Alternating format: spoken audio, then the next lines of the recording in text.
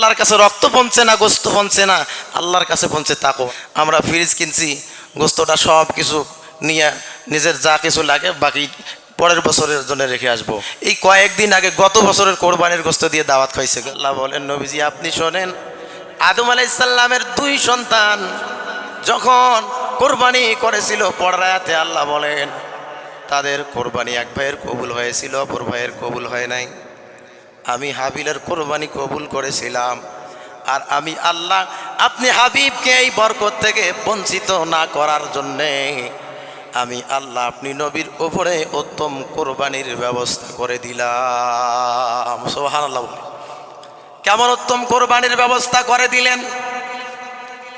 যখন ইব্রাহিম আলাইহিস সালাতু ওয়াস সালাম 100 বছর বয়স মতান্তরে থাকতে পারে, তেনার সন্তান হলো না, আল্লাহর কাছে ফরিয়াদ করলেন, দোয়া কবুল হয় না। ইব্রাহিম আলাইহিস সালাতু ওয়াস সালাম তিনি প্রথম স্ত্রীর সম্মতিক্রমে দ্বিতীয় বিবাহ করলেন। সারা আলাইহিস সালাতু ওয়াস সালামকে দ্বিতীয় বিবাহ করার পরে আমার আল্লাহ বৃদ্ধ বয়সে ইব্রাহিম আলাইহিস সালাতু ওয়াস সালামকে সন্তান দিলেন ইসমাইল, আর সারার গর্ভে সন্তান দিলেন ইসহাক। আল্লাহর নবী হাদিসের মধ্যে বলেন, ইসহাকের বংশে 70,000-এরও বেশি নবী এসেছিল। 70,000 নবী আল্লাহর দরবারে দোয়া করেছিল, মুনাজাত করেছিল, আল্লাহ তুমি আমাকে যদি আজকে নবী না বানায়া মুহাম্মাদুর রাসূলুল্লাহ সাল্লাল্লাহু আলাইহি ওয়াসাল্লামের উম্মত বানাও, তাহলে আমার জীবনটা অনেক ধন্য হবে। কারণ মুহাম্মাদুর রাসূলুল্লাহ সাল্লাল্লাহু আলাইহি ওয়াসাল্লামের উম্মতগুলোর যেমন দাম আর মর্যাদা আছে, বনি ইসরাইলের 70,000 নবীর মর্যাদা এত বেশি নাই। 70,000 নবী আল্লাহর দরবারে দোয়া করেছে, কোনো নবীর দোয়া কবুল হয় নাই, শুধু দোয়া কবুল হয়েছে হযরতে ঈসা আলাইহিস সালাতু ওয়াস সালামের পড়ছি। সুবহানাল্লাহ। আর কোরবানি এমন একটি নিয়ামত পেয়েছি, ইসমাইল আলাইহিস সালাতু ওয়াস সালাম তেনার বংশে একজন মাত্র, কেবলমাত্র নবী এসেছিলেন, আপনার আমার নবী মুহাম্মাদুর রাসূলুল্লাহ সাল্লাল্লাহু আলাইহি ওয়াসাল্লাম। তাহলে এটা ছিল একটা কোরবানি পরীক্ষা। লাইয়ানালাল্লাহু লুহুমুহা ওয়ালা দিমাউহা ওয়ালাকিন ইয়ানালুহুত তাকওয়া মিনকুম।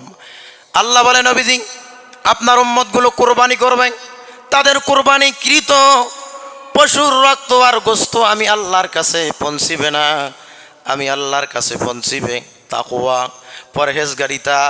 কে আমার জন্যে কোরবানি করলো আর কে মানুষকে দেখানোর জন্যে কোরবানি করলো, আমি আল্লাহ এটা দেখবো যার কোরবানিটা আমার জন্য হবে। এই কোরবানি কবুল করবেন যিনি, আওয়াজ করে বলুন না তিনি কে? সানবারে দেন একটু জোরে বলুন না তিনি কে? আল্লাহ বলেন যার কোরবানি কেবলমাত্র আমার জন্য হয়, আমি আল্লাহ শুধু তাদেরটাই কবুল করি। শুনেন হাদিস, কোরআনের আয়াত সূরা হজের 37 নম্বর আয়াত, লাইয়ানালাল্লাহু লুহুমুহা ওয়ালা দিমাউহা, আল্লাহর কাছে রক্ত পৌঁছে না, গোস্ত পৌঁছে না, আল্লাহর কাছে পৌঁছে তাকওয়া। জোরে বলেন কি? আল্লাহর কাছে পৌঁছে তাকওয়া। তাই আল্লাহ যেহেতু গোস্ত নিতে আসলো না, রক্ত নিতে আসলো না, আমরা ফ্রিজ কিনছি, গোস্তটা সব কিছু নিয়ে নিজের যা কিছু লাগে বাকি পরের বছরের জন্য রেখে আসবো।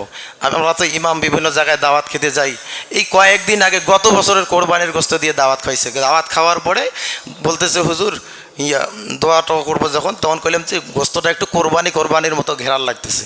বলতেছে, হুজুর এটা কোরবানির গোস্ত, মানে আপনি নিজেও খান নাই, আশপাশের মানুষকে দিয়ে বিতরণ করতে পারেন নাই? না। আসলে বলেন, যেখানে আল্লাহ গোস্ত নিতে আসবেন না, রক্ত নিতে আসবেন না, এই জন্য কি আপনি ফ্রিজে রেখে দিবেন? জোরে বলেন, রেখে দিবেন? মাসালা আছে, এক হুজুর কয় জান্নাতি, এক হুজুর কয় জাহান্নামি, এক হুজুর কয় দল্লিন, এক হুজুর কয় জল্লিন। সম্মানিত হাজিরিন, এগুলো তো আমাদের আর দেখানোর সময় নাই, কারণ যেটা দলিল নিতে হবে কোরআন এবং হাদিস থেকে।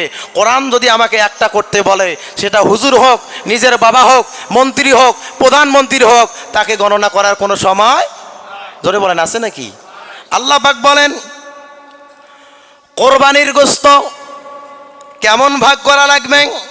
সূরা হজের 28 নম্বর আয়াতে কারিমার মধ্যে বলেন, ফাকুলু মিনহা ওয়া আতইমুল বাইসাল ফাকির।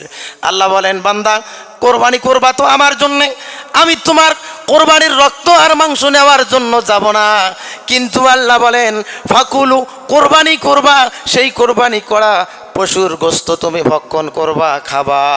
আল্লাহ পাক বলেন ওয়া আতইমু, খাও, বা ইসাল ফাকির, নিজে খাও এবং তোমার আশপাশি যারা আছে, মিসকিন যারা আছে, কোরবানি করার মতো ক্ষমতা রাখে না, এই রকম মানুষ আপনাদের এলাকায় নাই? আমার গঙ্গাছড়া আছে, আছে নাকি আপনাদের এদিকে? কোরবানি করতে পারে না, টাকা পয়সা নাই, কোরবানি করে নাই, আপনি দেখছেন, আপনি তাকে দেন, তিনি কিছু খাক, আহার করুক। ফাকুলু মিনহা ওয়া আতইমুল বাইসাল ফাকির, নিজে খাও, দুস্থ অভাবগ্রস্ত মানুষদের জন্য তুমি বিলিয়ে দাও, তাদের সহযোগিতা করো কোরবানির গোস্ত দিয়ে, তারা যেন উপকৃত হয়, তারা যেন এই মনে করে না আমি আজকে গরিব, এই জন্য আমি কোরবানি করতে পারলাম না। হাজিরিন, আল্লাহ পাক আমাদেরকে যেন বন্টন করার তৌফিক দান করেন, বলেন আমিন। এখন কি ফকির পাওয়া যায়? ফকির আছে? ফকির নাই। 8-10 বছর আগে অনেক ফকির ছিল, দাঁড়িয়ে দাঁড়িয়ে থাকতো। সম্মানিত হাজিরিন, ফকির নাই, মিসকিন নাই, খুব অল্প সংখ্যক, কম সংখ্যক ফকির মিসকিন আমাদের মাঝে আসে। 2 পিস 4 পিস মাংস দেই, 1 মুষ্টি চড়প দেই, মানে যেটা আর কি লাগবে না আমার কাজে সেটা আর কি দিয়ে দেই। এরকম যদি আমরা থাকি, প্রত্যেকটা অংশীদার যারা কোরবানি করবো আল্লাহর জন্যে, তাদেরকে আমরা দিয়ে দেবো ইনশাআল্লাহ। তাহলে আমরা কোরবানির গোশত 3 ভাগ করব, নিজে খাবো, দুস্থ মানুষ অসহায় মানুষদেরকে সহযোগিতা করব, এবং আত্মীয় স্বজনদের দিকেও তালাশ করব, যদি তার মধ্যে না থাকে, মসজিদের ইমাম সাহেবেরও যদি না থাকে। অনেক বাংলাদেশের ইমাম সাহেবারা অনেক অর্থ সম্পদ তেমন থাকে না, কোরবানি করার মতো ক্ষমতা থাকে না, কিন্তু চেহারা দেখে বোঝা যায় না যে হুজুরের অভাব আছে, ঠিক কিনা বলে? এই জন্য এই দৃষ্টিটাও আমরা খেয়াল রাখবো। আল্লাহ পাক আমাদেরকে বোঝার তৌফিক দান করুন, বলে না।